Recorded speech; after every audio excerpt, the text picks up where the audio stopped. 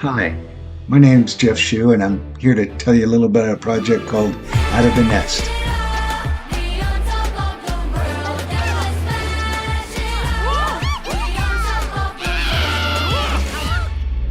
And I've been working in animation for a number of years, mostly with Sony ImageWorks and Digital Domain. I worked on a number of projects from Disney, Warner Brothers, and other companies.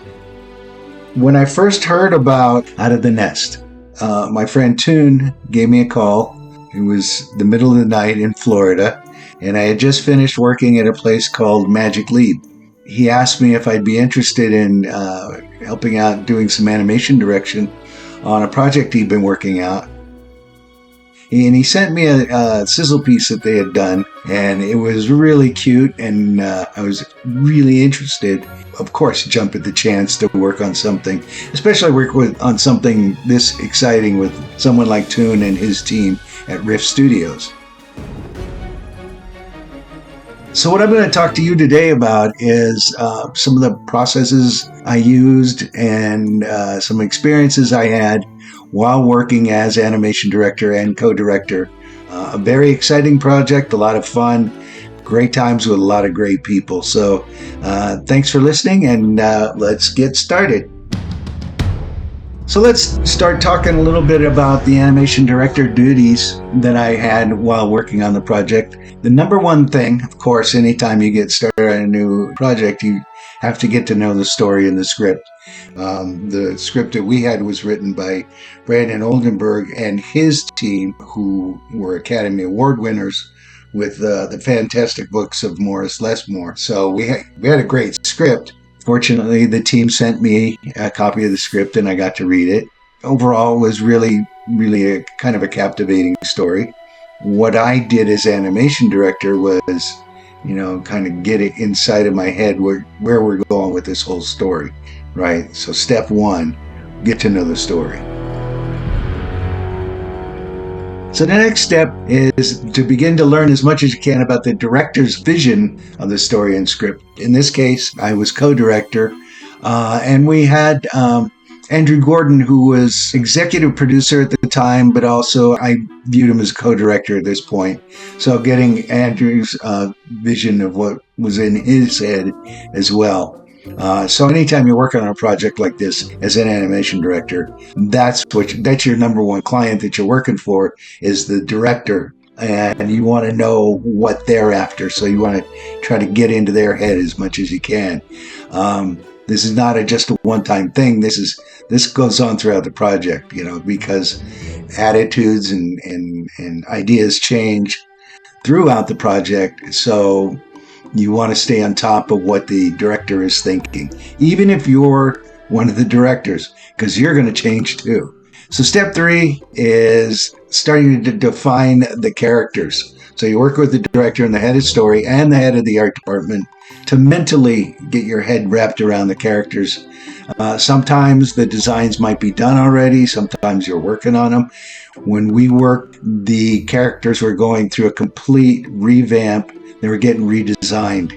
What was important for me was, get to know what their designs were going to be based on, physical attributes, what kind of characters they are, what kind of personality traits they have, what kind of tics they have, what makes them them, right? So you build up a backstory for them, and you just really get to know the character as much as you can. And that's not just the main, the very main characters. That's all the characters that are going to be on screen.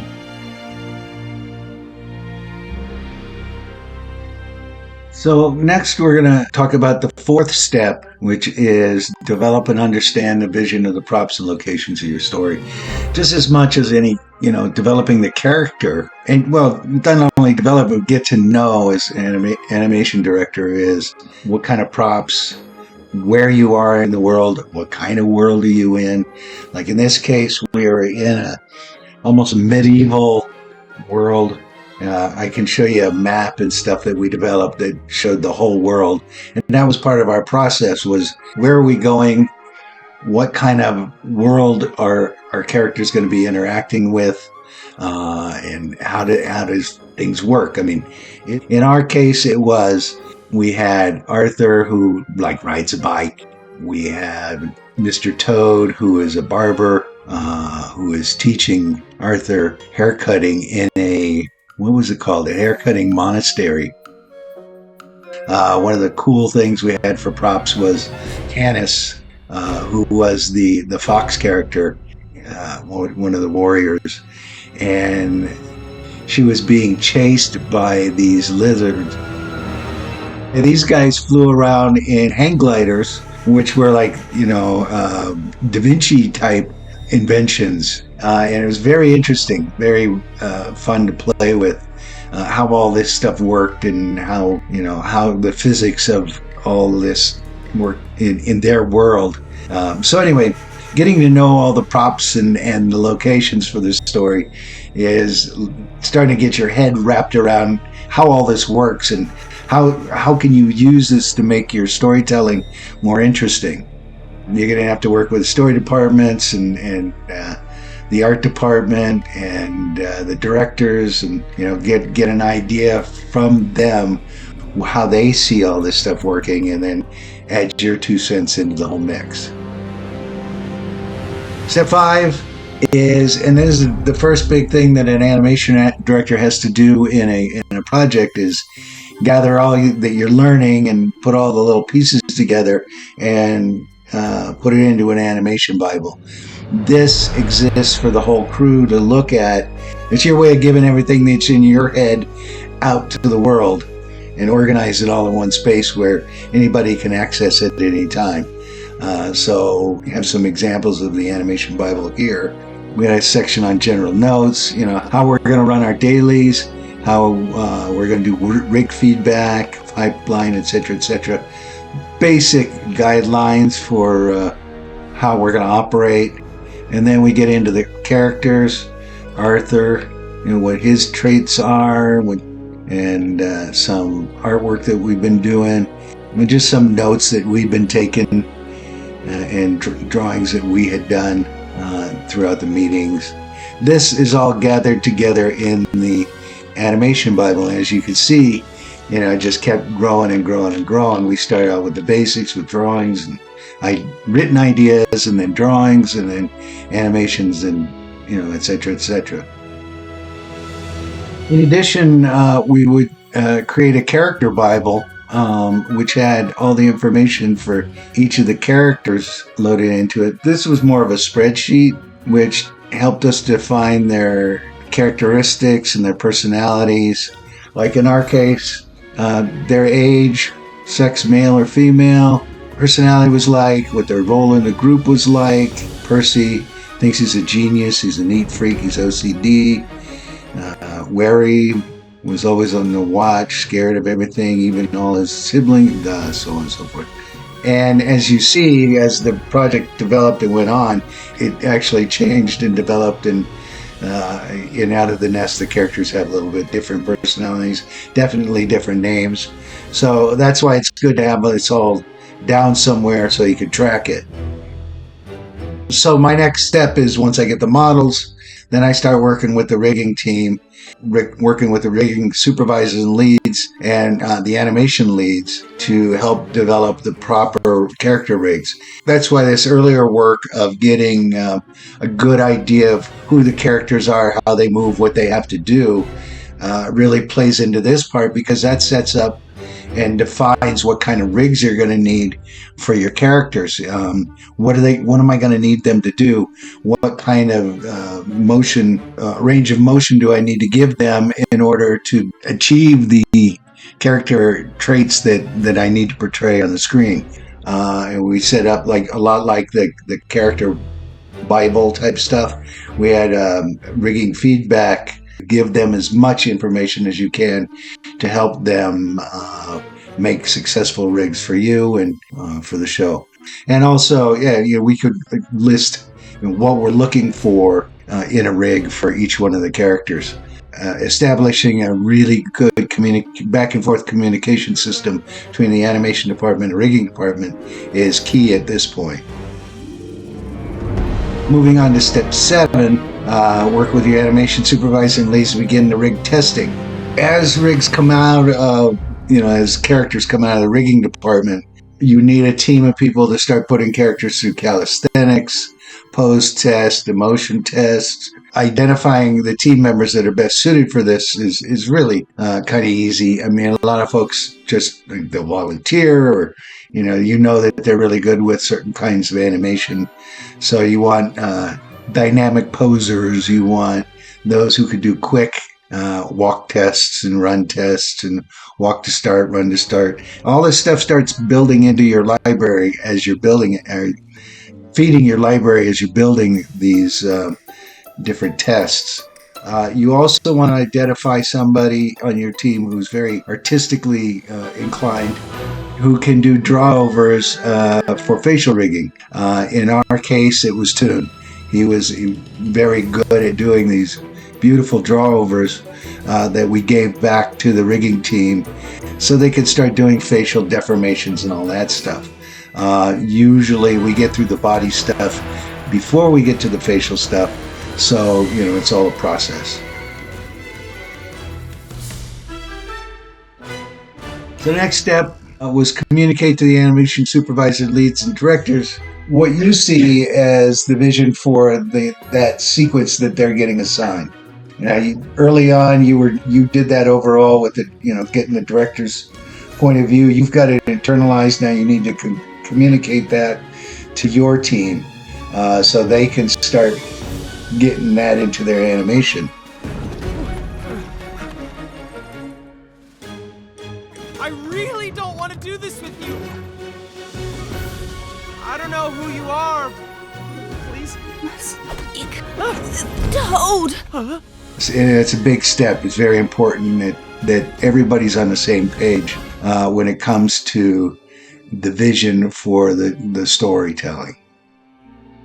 So let's move on to the next step. Always to remember to continue to update your animation Bible throughout everything that we've done, from the creation of the character, studying the characters and getting to know who they are and their backstories, all the developmental work.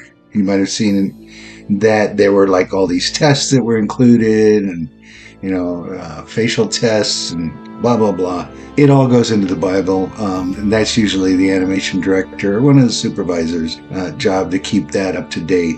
But make sure that as you update it, you keep everybody informed of what's changing. Step 10, continually scrutinize continuity. This is so important. As we get started in animation production, it's easy for people to get siloed into their own little, whatever they're working on. That's all they're working on. They're not seeing a big picture. The animation director is the big picture guy. You're the one that keeps your eye on how sequences work with each other, how shot to shot, scene to scene works with each other, how shot to shot works with each other. Make sure continuity is working. Make sure that characters are staying on model. Make sure they're staying to their personalities. It's not changing too much.